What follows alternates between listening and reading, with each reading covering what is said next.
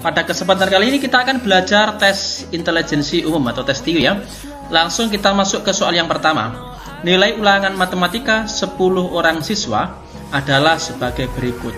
2 orang mendapat nilai 5, 4 orang mendapat nilai 7, 3 orang mendapat nilai 4,5, dan 1 orang mendapat nilai X. Jika rata-ratanya adalah 6, hitunglah median dari data tersebut. Yang ditanyakan adalah mediannya, nilai tengahnya. Oke, kita akan selesaikan di sini. Ada 10 orang, 2 orang mendapat nilai 5, berarti 2 kali 5. Jumlahnya adalah 10 nilainya. Kemudian 4 orang mendapat nilai 7. 4 orang dapat nilai 7, berarti sama dengan 28.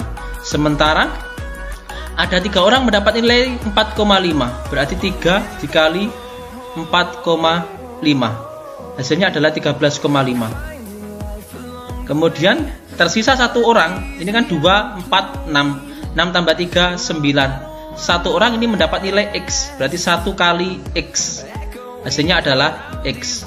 Berarti kalau kita jumlahkan 10 ditambah 28 ditambah 13,5, hasilnya adalah 51,5 ditambah X. Oke. Sementara di sini rata-ratanya adalah 6. Maka jumlah nilainya adalah 6 kali jumlah seluruh siswa adalah 10, maka jumlah nilainya adalah 60. Di sini nilainya adalah 51,5 ditambah X. Hasilnya harus jumlah semuanya ya, harus 60. Nah, seperti ini, maka X adalah 60 dikurangi 51,5, maka X di sini adalah 8,5. Oke. Nilai satu anak sudah ditemukan, yaitu 8,5. Ternyata di sini yang ditanyakan bukan nilai X. Yang ditanyakan adalah median dari data tersebut. Oke. Median itu adalah nilai tengah. Maka kita harus buat konsepnya di sini. Dari mulai nilai yang paling rendah. Nilai yang paling rendah adalah 4,5. Maka 4,5 di sini ada 3 anak yang mendapatkan 4,5. Maka saya tulis 4,5 sebanyak 3 anak. 4,5 kemudian 4,5. Kemudian ada 2 anak yang mendapat nilai 5. Maka saya tulis 2 anak mendapat nilai 5. Kemudian ada 7 anak mendapat nilai 4 anak mendapat nilai 7 ya. Berarti 7-nya ada 4, 1, 2, 3, 4, sementara nilai yang terakhir adalah 8,5. Oke. Untuk mencari median, data ini harus kita urutkan dari yang paling kecil seperti ini. Kemudian kita cari posisi yang paling tengah. Karena datanya adalah 10 anak, maka nilai tengahnya adalah di urutan yang kelima dan 6 ya. 1, 2, 3, 4, 5. Ini urutan kelima, ini urutan ke-6. Inilah nilai tengah-tengahnya. 5 dan 7. Biar mudah di sini adalah seperti ini. 5 tambah 7 dibagi 2. 5 tambah 7 12, 12 bagi 2 adalah 6. Inilah nilai tengahnya, yaitu 6. Pilihan jawabannya adalah yang E. Seperti itu ya. Berikutnya di soal nomor 2. Jika jumlah 101 bilangan kelipatan 3 yang berurutan adalah 18.180, maka jumlah 3 bilangan terkecil yang pertama dari bilangan-bilangan tersebut adalah. Oke, soal ini sederhana tapi kategori soal yang HOTS, membutuhkan kemampuan berpikir tingkat tinggi. Oke, kita akan selesaikan di sini. Ini berhubungan dengan deret aritmatika, yaitu tentang suku ke N dan jumlah suku ke N ya. Di sini ada 101 bilangan kelipatan 3. Ya, ada 101 bilangan kelipatan 3 yang jumlahnya adalah 18.180. Maka suku ke 101, rumusnya suku ke N adalah UN sama dengan awal, oke, pelan-pelan, ditambah N dikurangi 1 dikali B. B ini adalah beda. Bedanya berapa? Karena bilangan di sini adalah kelipatan 3, saya umpamakan kelipatan 3 itu 3, 6, 9. Ini kan semua kelipatan 3. Selisihnya berapa? Selisihnya adalah bilangan kedua dikurangi bilangan pertama, 3. 9 kurangi 6, 3. Berarti bedanya di sini pasti 3. Oke. Di sini kita belum mengetahui suku ke 110. U1 suku ke 101 belum kita ketahui. Suku awal juga belum kita ketahui. N-nya di sini adalah 101 dikurangi 1 dikali bedanya tadi adalah 3. Maka suku ke 101 adalah A ditambah 101 dikurangi 1 adalah 100 dikali 3 adalah 300. Oke, sampai sini dulu. U suku ke 101 adalah A ditambah 300. Dari kalimat ini jumlah diketahui adalah 18.180, maka kita bisa menggunakan jumlah suku ke N. Sn rumusnya adalah N dibagi 2 awal ditambah suku ke N. Oke. Sn di sini adalah S101 karena angkanya adalah 101 yang berurutan. N-nya adalah 101/2. Awalnya belum diketahui. Ini yang harus kita cari. Ditambah suku ke N. Ingat, suku ke N tadi nilainya adalah suku ke 101, di sini nilainya adalah A ditambah 300. Maka suku ke 101 sini saya ganti A ditambah 300. Oke, bisa dipahami oleh teman-teman semuanya? Jumlah 101 adalah 18.180. Saya masukkan di sini. 18.180 sama dengan 101/2. A ditambah A, 2A ditambah 300. Oke, sampai sini bisa dipahami oleh teman-teman semuanya. Biar mudah, karena di sini ganjil kemudian dibagi dengan bilangan 2 kan nanti koma. Biar mudah, 2-nya ini kita kalikan silang ke ruas kiri. Berarti sama dengan 18.180. Saya kalikan dengan 2. 36.360 sama dengan 101 dikali, saya tetapkan di sini 101 2A ditambah 300. Agar kita mengetahui 2A ditambah 300 itu berapa, maka 36.360 harus kita bagi dengan 101. 36.360 kita bagi 101, hasilnya adalah 360 sama dengan 2A ditambah 300. Oke, kalau sudah seperti ini sudah jelas di sini.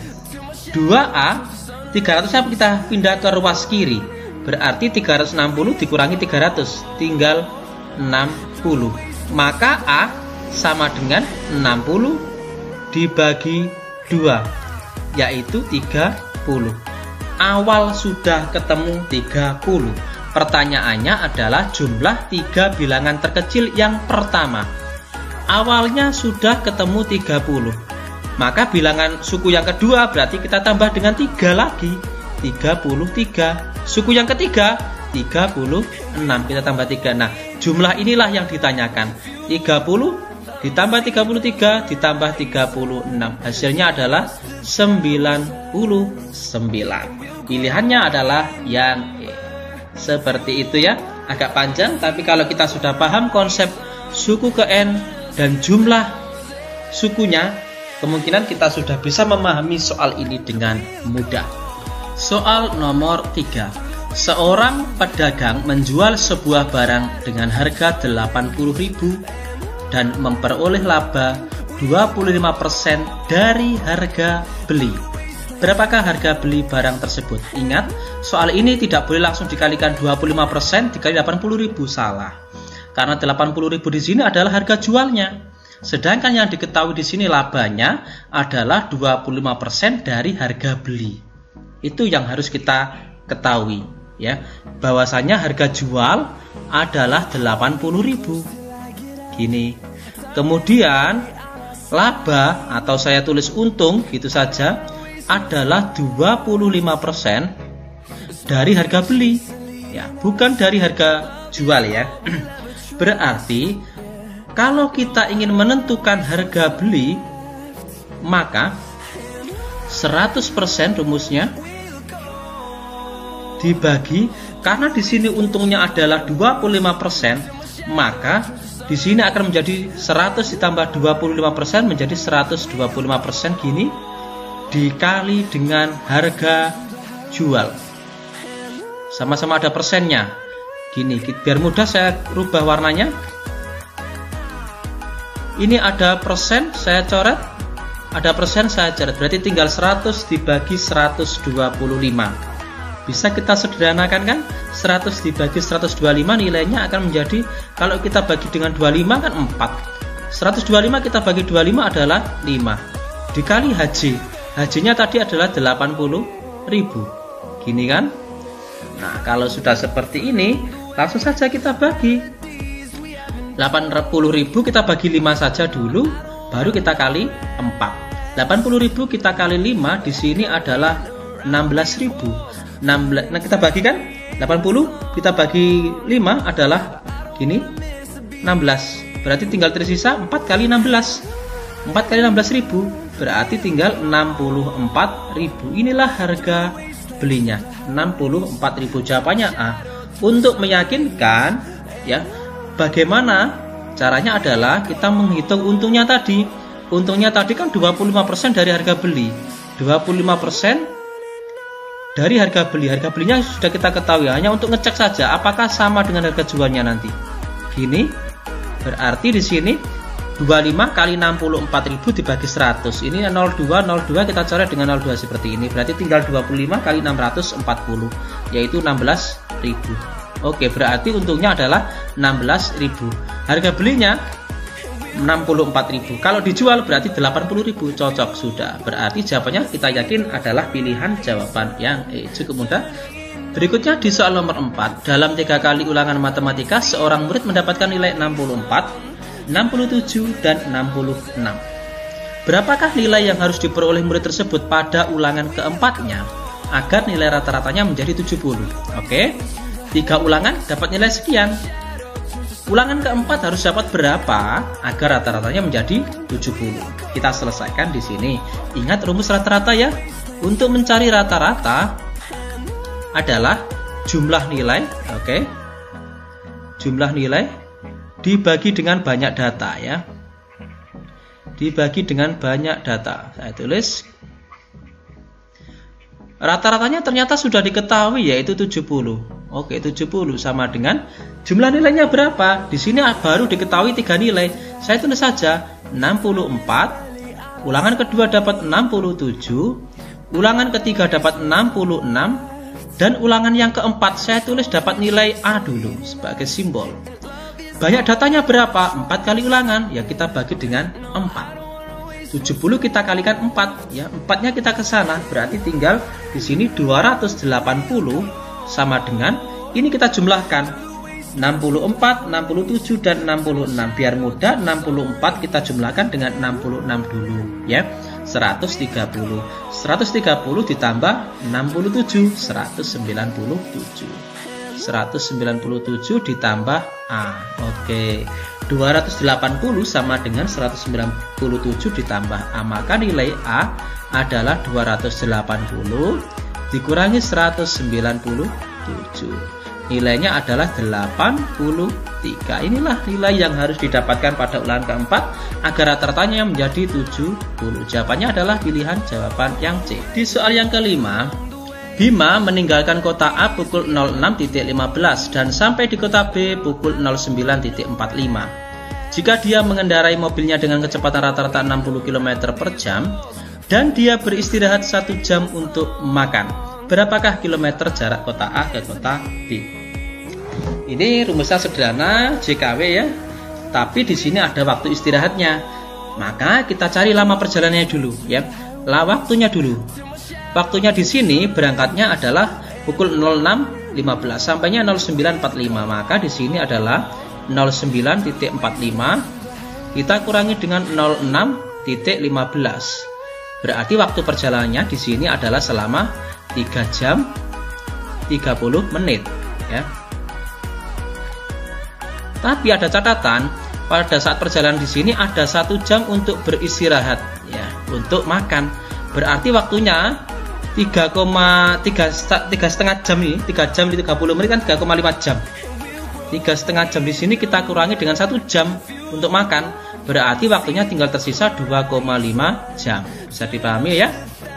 Kemudian kecepatan rata-rata saya tuliskan saja gini adalah 60 km per jam. Oke, gini. Yang ditanyakan adalah berapa kilometer jaraknya. Masih ingat rumusnya seperti ini? Saya beri tanda gini. JKW, rumus Jokowi ya, JKW. Untuk mencari jarak, maka K dikali W. Karena di sini yang ditanyakan adalah jarak, berarti rumusnya adalah K dikali W. Gini ya. Kecepatannya adalah 60 km dikali waktunya adalah 2,5 jam. 60 dikali 25, 2,5, 60 kali 2 jam dulu itu 120 kan. Kemudian 60 dikali setengah itu 30, berarti tinggal 120 ditambah 30, 150 km. Jawabannya adalah pilihan jawaban yang A. Oke, sebagai tambahan, misalnya di sini yang ditanyakan dari persegitiga ini yang ditanyakan adalah K, maka rumusnya adalah J per W. Kalau yang ditanyakan adalah W, maka J per K. Seperti itu dari rumus segitiga ini ya. Semoga bermanfaat ya. Lanjut kita di soal berikutnya, di soal nomor 6. Di soal nomor 6 di sini, seorang petani mampu mengolah sawah dengan cangkul seluas 600 meter persegi selama 6 jam. Jika menggunakan traktor ya. Jika menggunakan gini, saya ulangi lagi. Seorang petani mampu mengolah sawah dengan cangkul seluas 600 meter persegi selama 6 jam. Jika menggunakan traktor, hanya dibutuhkan waktu 3 jam. Oke, jadi kalau cangkul butuh waktu 6 jam. Kalau traktor butuh waktu 3 jam. Ternyata di sini setelah 1,5 jam mengolah dengan menggunakan traktor, mesin rusak dan dilanjutkan dengan menggunakan cangkul. Berapa menit lagi waktu yang diperlukan untuk menyelesaikan pekerjaannya? Pilihannya A sampai dengan E. Oke, kita selesaikan di sini. Ingat prosesnya cangkul. Kalau menggunakan cangkul, waktu yang dibutuhkan untuk mengerjakan 600 meter persegi butuh waktu selama 6 jam. Sementara kalau menggunakan traktor dengan luas yang sama yaitu 600 meter persegi hanya butuh waktu 3 jam. Oke. Di sini ternyata traktor sudah bekerja selama 1,5 jam. Berarti traktor sudah bekerja 1,5 jam, setengahnya. Berarti traktor di sini sudah menyelesaikan 300 meter karena sudah bekerja 1,5 jam. Berarti tinggal tersisa 300 meter persegi lagi yang belum dikerjakan. Nah, 300 meter ini diselesaikan dengan menggunakan cangkul. Kalau 600 selesai 6 jam, berarti selama 300, luasnya 300, berarti butuh waktu berapa jam? Ya tinggal setengahnya. Berarti butuh waktu 3 jam lagi untuk menyelesaikan pekerjaannya tadi. Karena traktor rusak tadi, waktu yang dibutuhkan adalah 3 jam. Karena di sini satuannya menit, maka 3 jam tinggal kita kalikan dengan 60 menit. Hasilnya adalah 180 menit. Seperti itu. Pilihan jawaban yang B. Cukup mudah. Perbandingan antara pegawai laki-laki dan perempuan dalam sebuah kantor adalah 8:7. Di antara bilangan berikut, yang mana yang tidak mungkin jumlah pegawai di kantor tersebut? Oke, saya jelaskan di sini. Perbandingannya antara laki-laki dibanding dengan perempuan adalah 8:7. Yang ditanyakan di sini adalah jumlah yang tidak mungkin. Artinya di sini harus perbandingan ini harus kita jumlahkan. LP 8 tambah 7 15. Berarti jumlah yang tidak mungkin adalah, karena di sini jumlahnya adalah 15, berarti jumlah yang mungkin dulu adalah yang kelipatan 15. Berarti yang tidak mungkin adalah yang tidak kelipatan 15. Oke, kelipatan 15 di sini saya urus saja 15, 30, 45, Kemudian tambah 15 lagi 60. Tambah 15 75 90. Oke. 15 ada, 60 ada, 75 ada, 85 nggak ada, 90 ada. Berarti yang tidak mungkin adalah yang pilihan jawaban yang D. Seperti itu cara pengerjaannya, cukup sederhana. Tapi tetap kita harus banyak berlatih untuk soal cerita, memahami apa yang dimaksud di soal ya. Soal nomor 2. Suatu perusahaan mempekerjakan 3 kali jumlah pekerja tahun lalu. Jumlah pekerja tahun lalu 29 orang, yang berhenti 3 orang, dan yang masuk 6 orang. Sesudah itu jumlah pekerja tetap. Berapa jumlah pekerja sekarang? Ya, ingat, kita perhatikan kalimat pertama. Suatu perusahaan mempekerjakan 3 kali jumlah pekerja tahun lalu. Tahun lalu pekerjanya berjumlah 29, ya kan? Saya tulis di sini 29.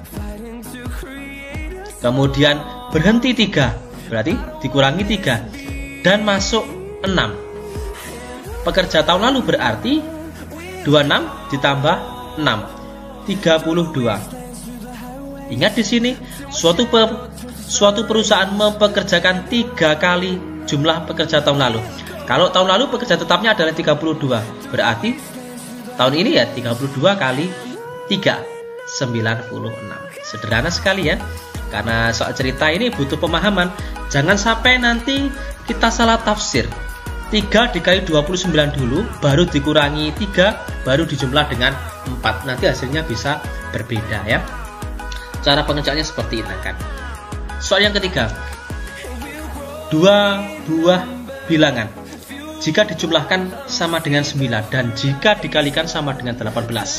Berapakah bilangan yang terbesar di antara bilangan-bilangan tersebut? Sebenarnya kita bisa A tambah B, kemudian A kali B, kemudian kita substitusikan bisa. Tapi kita ada cara sederhana saja di sini. Logika saja. Bilangan itu saya umpamakan dengan A dan B. Jika dijumlahkan sama dengan 9. A ditambah B, kalau dijumlahkan ada 9. Kalimat yang kedua, jika dikalikan sama dengan 18. A kali B sama dengan 18. Kalau kita berpaduan ke A tambah B, banyak kemungkinan. Kita patokannya ke A kali B saja. Yang mungkin dari A kali B, ini kalau A-nya 1, B-nya saya buat 18. Karena 1 ke 18 kan 18. Kalau 2, ini 9. Kalau 3, ini 6.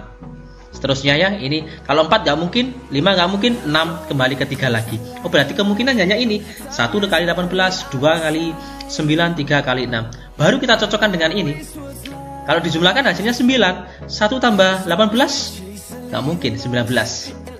Ya kan, gini kan? 1 18 kan 19. Nggak cocok dengan A tambah B 9. 2 tambah 9 11 juga nggak cocok. Kalau yang terakhir 6 tambah 3 tambah 6 9. Berarti kemungkinannya adalah angkanya adalah 3 dan 6. Oke. 3 dan 6. Yang pertanyaannya adalah berapakah bilangan terbesar di antara bilangan tersebut? Bilangan terbesarnya ya 6. Oke, terkecilnya yang 3. Jawabannya jelas yang B. Selanjutnya kita di soal yang keempat. Pak Wawan ingin memasang iklan sebanyak 3 baris untuk menjual produknya. Untuk hari pertama dia harus membayar 2.500 per baris. Untuk 5 hari berikutnya dia harus membayar 15.000 per baris. Dan untuk hari-hari berikutnya dia harus membayar 10.000 per baris. Jika Pak Wawan membayar 352.500 rupiah, maka berapa hari iklan terpasang? Pak Wawan ingin memasang iklan sebanyak 3 baris. Catatan di sini. Jadi 3 baris iklan. Jika hari pertama itu 2.500 per baris, artinya di hari pertama, karena 3 baris berarti 3 kali 2.500. Gini kan? 3 kali 2.500 berarti 7.500. Hari kedua biayanya ya, 5 hari berikutnya ya. Ini 5 hari berikutnya biayanya adalah 15.000 per baris. Karena 3 baris berarti 3 kali 15.000. Gini kan? Berarti di sini 3 kali 15 45.000. Kemudian hari selanjutnya 10.000. Ya, tinggal kali 3 kali 10.000. Berarti 30.000. Oke, biar mudah di sini langsung saya hitung saja.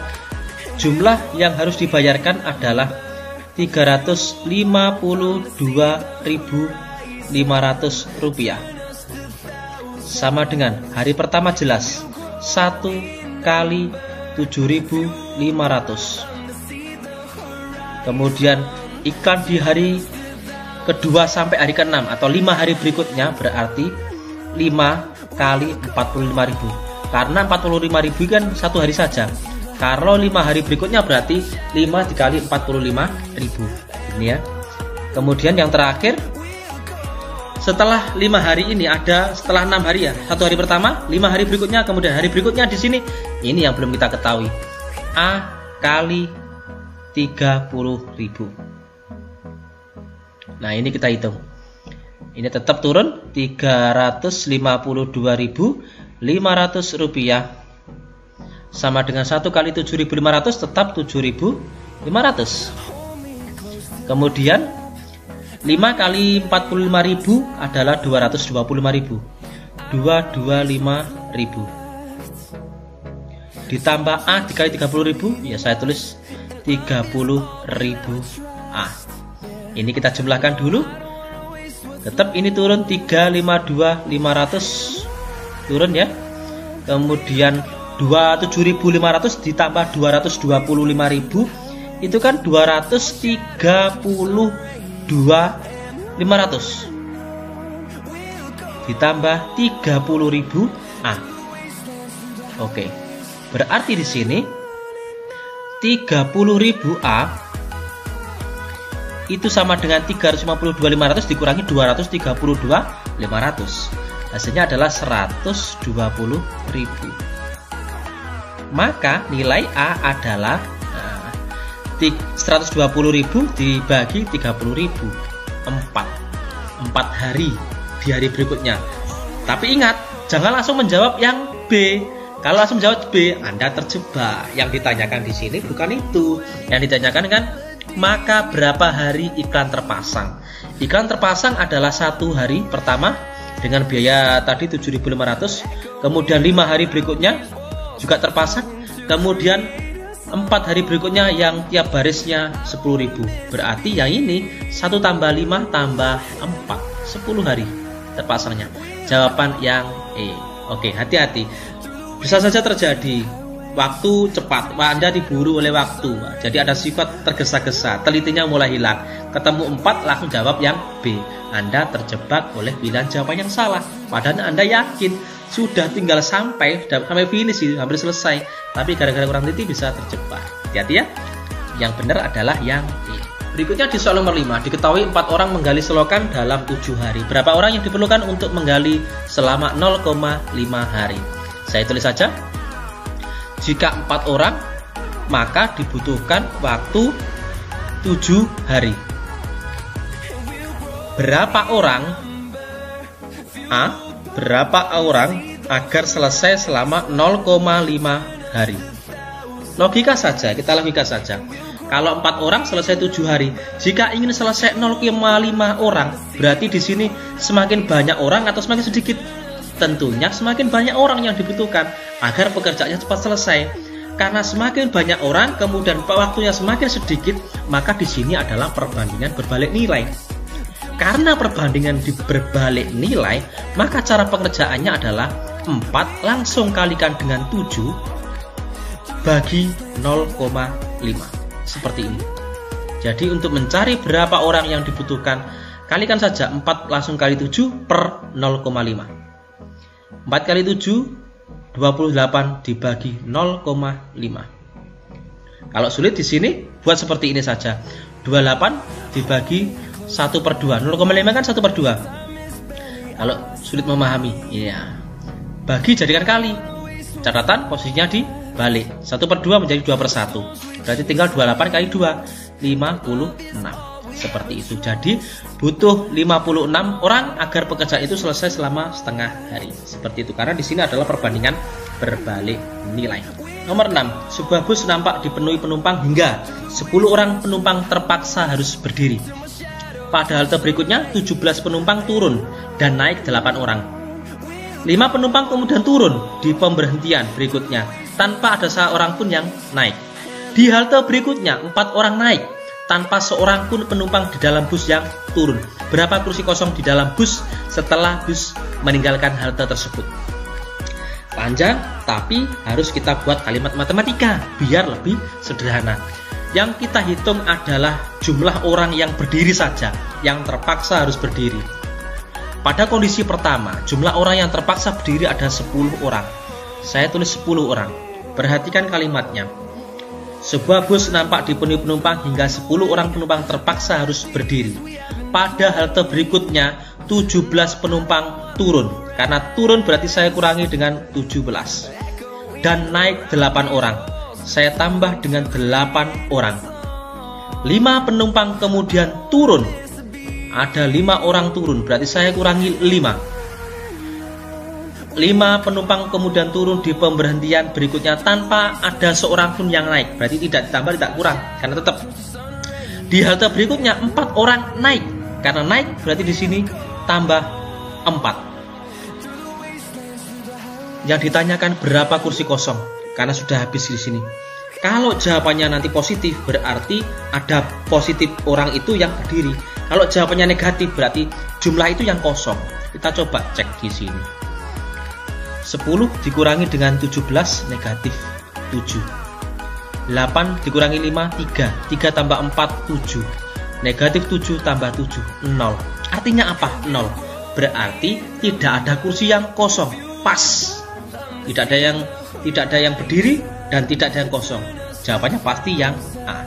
Seperti itu. Misalnya di jawaban akhir di sini nilainya adalah negatif 1. Maka artinya ada 1 kursi kosong.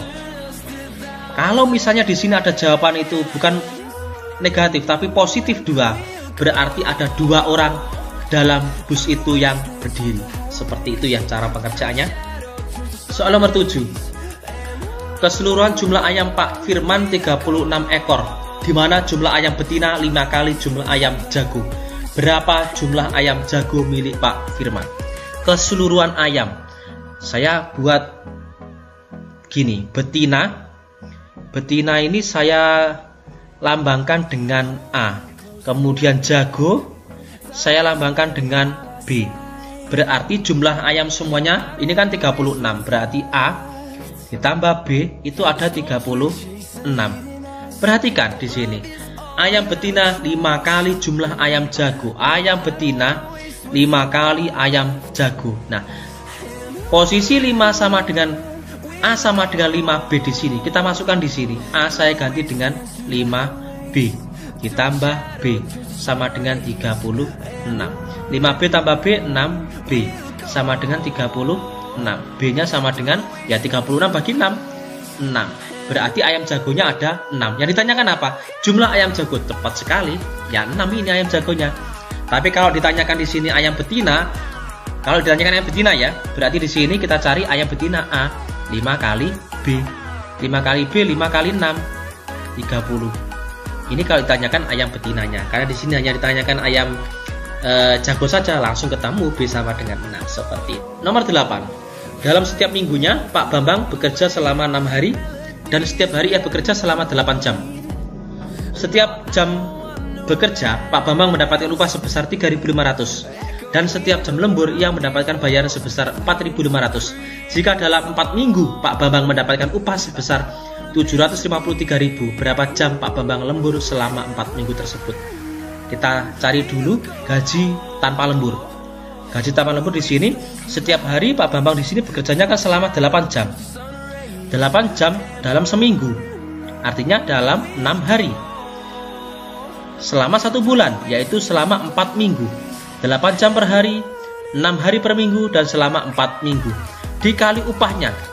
Upah biasa adalah 3.500. Berarti ini saya kalikan dengan 3.500. 8 kali 6 kali 4 dikali 3.500 adalah 672.000. Sementara Pak Bambang mendapat upah 753. Berarti dari sini nanti kita bisa mencari gaji lembur. Saya tulis di sini. Saya singkat saja, gaji lembur adalah gaji total Pak Bambang di sini 753.000 saya kurangi dengan gaji biasanya adalah 672.000. Berarti gaji lemburnya di sini adalah 81.000. Nah, dari sini kita akan bisa melihat berapa jumlah jam Pak Bambang lembur. Dari gaji lembur ini dibagi upah setiap jam lembur adalah 4.500. Berarti jamnya waktu lemburnya berapa? Ya ini 81.000 kita bagi dengan 4.500. 81.000 dibagi 4.500 adalah 18 jam. Jawabannya adalah yang B, seperti itu. Jadi Pak Bambang lembur selama 18 jam.